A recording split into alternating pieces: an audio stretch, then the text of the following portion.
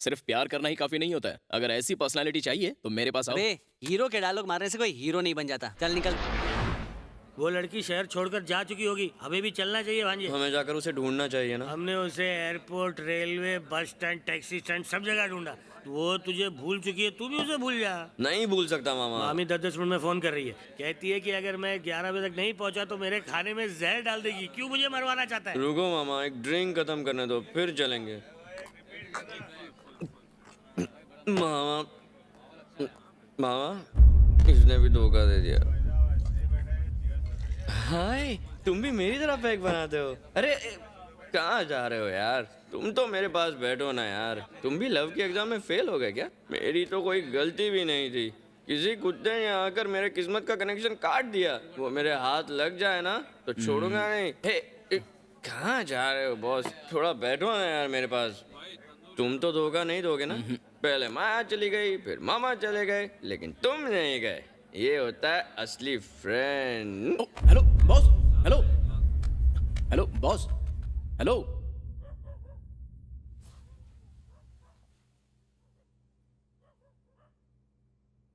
तुम इसके दोस्त हो? मैं तो यहाँ बिजनेस ट्रिप पे आया हूँ। ये मुझे एक बार में मिले। माँ बस करो। मैं तुम्हें तुम्हारे पापा से दूर यहाँ लेकर आई, एक ऐसे आदमी से दूर जिसने हम दोनों को धोखा दिया था। लेकिन तुमने भी मुझे निराश माँ, किया। मेरी बात तो सुन। चुप रहो तुम। मैंने दिन रात मेहनत करके अकेले तुम्हें पाला, उसका तुम ये सिला दे रहे हो। मुझे लगा था मैं तुम्हें अच्छे संस्कार दे रही हूँ। क्या ये है तुम्हारे संस्कार? आज मैं फिर से हार गई बेटा। तुम्हारा भाई जो उनके पास है वो अब तक डॉक्टर या कलेक्टर बन गया होगा। मैं तुम्हारे पापा को भुला चुकी थी, पर आज तुमने मुझे फिर से उनकी याद दिला दी। माँ, आई एम सॉरी माँ। ऐसी गलती फिर कभी नहीं करूँगा।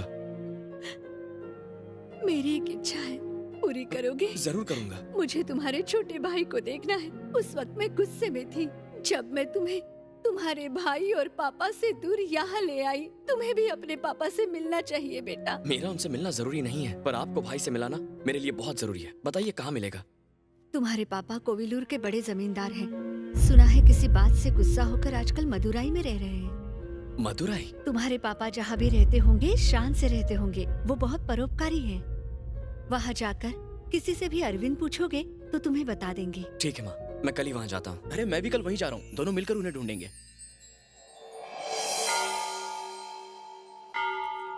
पापा से पहली बार मिलने वाला हूँ, उनके लिए क्या लेकर जाऊँ?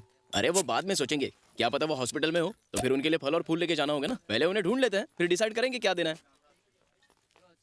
चूना दे बाबा के लिए प्रसाद देना। ढोंगी बाबा पे पैसे क्यों लुटा रहे हो? तुम्हारी क्यों सुलग रही है? तुम्हारा धंधा इन्हीं से चल लगता है रहा है। बस स्टॉप लाओ वहाँ पर है। प्रसाद दो। चूना दे बाबा तो महान है। महान तो गधे टाइप के भक्त होते हैं। इस शहर में पान वाले इतना चूना नहीं लगाते जितना कि ये बाबा लोग लगाते हैं। कौन है ये बाबा? होगा कोई फ्रॉड। लोग इन्हें चूना देव बाबा बोलते हैं और कहते हैं कि ये जो कहते हैं वो सच हो जाता है। बहुत हो गया। लो देखा, बाबा के खिलाफ ये लोग कुछ भी सुन नहीं सकते। मौसम विभाग वाले सैटेलाइट लगा के भी गलत जानकारी देते हैं, तो इस ढोंगी की बातें सही कैसे हो सकती हैं? अगर वाकई में उनके पास इतनी सिद्धियां हैं, तो उस डफर को नौकरी दिला के दिखाएं जो 10th स्टैंडर्ड में 10 बार कौन? और ये 11th वाला? स्टैंडर्ड में 11 बार फेल हुआ है। कौन है वो बदकिस्मत? वो मैं हूँ। तो क्या ये? क्या? सर, सिद्ध पुरुष बुला रहे हैं। सिद्ध पुरुष? अरे गलत बोल रहे हो, वो पुरुष थोड़ी है, महापुरुष है। देखो कैसे भांडा फोड़ता हूँ।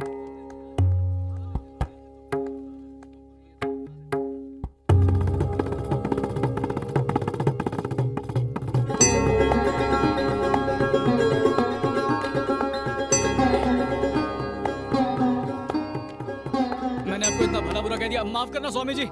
जल्दी से मुझे भी प्रसाद देना। क्यों नाटक कर रहा है? मेरी बुझी हुई किस्मत जल गई तो तेरी क्यों जल रही है? क्या हुआ? हैरान हो कि बाबा के बारे में मेरे विचार बदल कैसे गए। बाबा ने चमत्कार जो किया। मैंने उनसे कहा मुझे नौकरी की जरूरत है, तुरंत अभी विजय कालिया का फोन आ गया, कहता है अकाउंटेंट की जरूरत है। धन्य हो चूना देव बाबा, मेरी तो सच में किस्मत खुल गई है। मैं सच कह रहा हूँ, यकीन लगता है मत। मुझे बुला रहे हैं। बुला रहे हैं तो जाओ ना, सोई हुई किस्मत का अलार्म क्लॉक शायद बच जाएगा। क्या तुम अपने पिता को ढूंढने आए हो? अरे स्वामी जी, आपको कैसे पता? उसने मुझे बताया। किसने? मेरे पिता ने। जाओ उस तालाब के पानी में श्रद्धा पूर्वक डुबकी मार कर आओ, तुम्हारे पिता मिल जाएंगे। अब जाओ, तुम भी जाओ। स्वामी, इसे पानी में जाने की क्या जरूरत है? अभी नहीं समझोगे, बाद में समझोगे। दोस्तों, स्वामी जी जो कह रहे हैं करो, सोचो मत, जाओ जाओ। स्वामी जी जो कह रहे हैं सही कह रहे हैं, एक बार डुबकी लगा के आ जाते हैं ना। चलो, स्वामी जी हमारा ये सामान। आशीर्वाद दीजिए स्वामी जी। बेटा इस तुच्छ चीज की चिंता मत करो, इसको हमारे पास छोड़ दो, इसकी रखवाली हम करेंगे, तुम जाओ। ठीक है स्वामी जी। हाँ।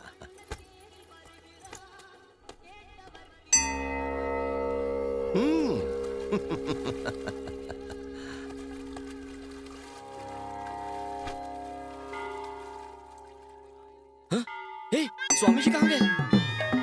सुनिए, चूनादेव बाबा कहाँ गए? हमारे बैग भी नहीं है। चूनादेव बाबा नाम ऐसे नहीं है, लोगों को चूना लगाता है। वो आदमी जिसे नौकरी मिली थी, दोनों मिले हुए हैं, वो उसका बेटा है। क्या यार, ये बात पहले क्यों नहीं बताई? वो कहावत है ना, समझदार को इशारा काफी है। मैं कब से इशारा कर रहा था। अरे यार, पॉकेट में एक ढेला नहीं बचा है, वो मेरे सारे पैसे ले गया। अब यहाँ पर क्या करेंगे? घबराओ मत, मैं अपने पापा का नाम लूंगा ना तो सब कुछ अपने आप ठीक हो जाएगा। मेरे पापा अरविंद यहाँ के राजा हैं। तुम अरविंद के बेटे हो क्या? हाँ, आप उन्हें जानते हैं क्या? तुम्हारा सामान जो लेके भाग गया वही तो अरविंद है। लेकिन माँ ने कहा वो करोड़पति जमींदार हैं। करोड़पति जमींदार नहीं है, जमीन पे सोने वाला रोडपति है। तुम्हारे पैसों से बियर बार में ऐश कर रहा होगा। लेकिन मुझे मेरा बेटा मिल जाएगा यह सोचा भी नहीं था। अफसोस यह है कि तुम्हारी माँ अपने दूसरे बेटे से तो मिलना चाहती थी, लेकिन अपने पति से नहीं मिलना चाहती। मेरी माँ तो क्या, कोई भी औरत धोखेबाज पति से नफरत ही करेगी ना। क्या धोखा दिया मैंने? क्यों? शादी से पहले आपका एक लड़की के साथ चक्कर था, ये बात माँ से छुपाकर आपने उनसे शादी कर ली। किसने किसे धोखा दिया ये बात सिर्फ मैं जानता हूँ। बिना किसी गलती के मैंने जिंदगी में सब कुछ खो दिया। कसम खा के कहता हूँ, मैंने तुम्हारी माँ के साथ बेवफाई नहीं की। मैं उससे बहुत प्यार करता हूँ। मैं बचपन में ही अनाथ हो गया था। मेरे पिताजी के दोस्त ने ही मुझे अपने बेटे की तरफ पाला।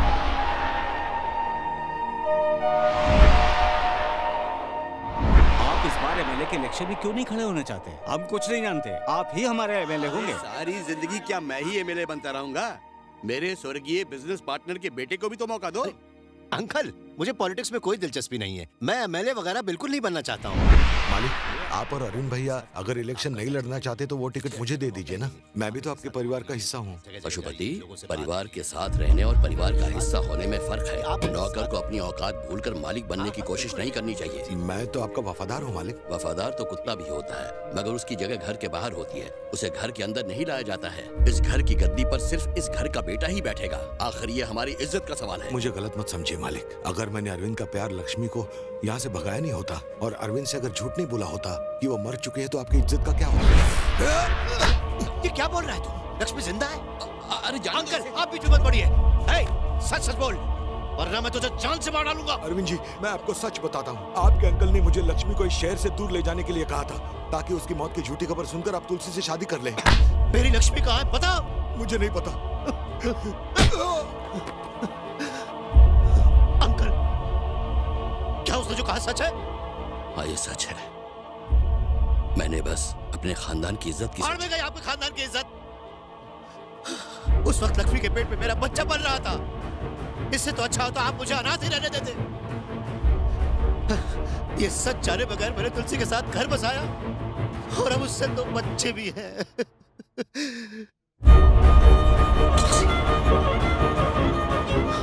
तुलसी, जी, मेरे साथ रहते हुए भी किसी और के बारे में सोचते रहे। तुलसी, रुक जाओ। मैंने जो भी किया तुम्हारे भले के लिए किया। हट जाइए। चलो यहाँ से जाओ। तुलसी, तुलसी,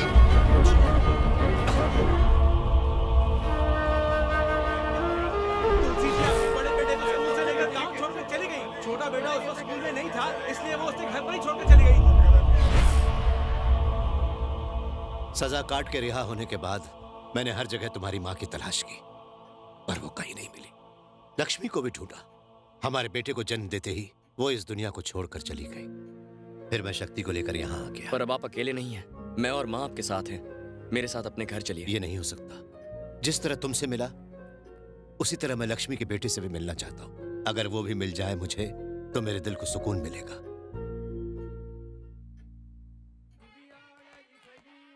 ए, कहाँ जा रहे हो? मैं चला अपने घर। नहीं नहीं, पागल हो क्या? चलो। अरे कहाँ ना, चलो। मैं नहीं आऊंगा। चलो, पैक बनाओ। ये सब क्या हो रहा है? आप बस एंजॉय करो। तू बनाना, ग्लास उठा, सब एक साथ चीयर्स करेंगे। किस बात की खुशी मना रहे हो? लक्ष्मी का बेटा मिल गया ना, चीयर्स। ये क्या कह रहे हो तुम? कौन है? कहाँ है? आपके सामने।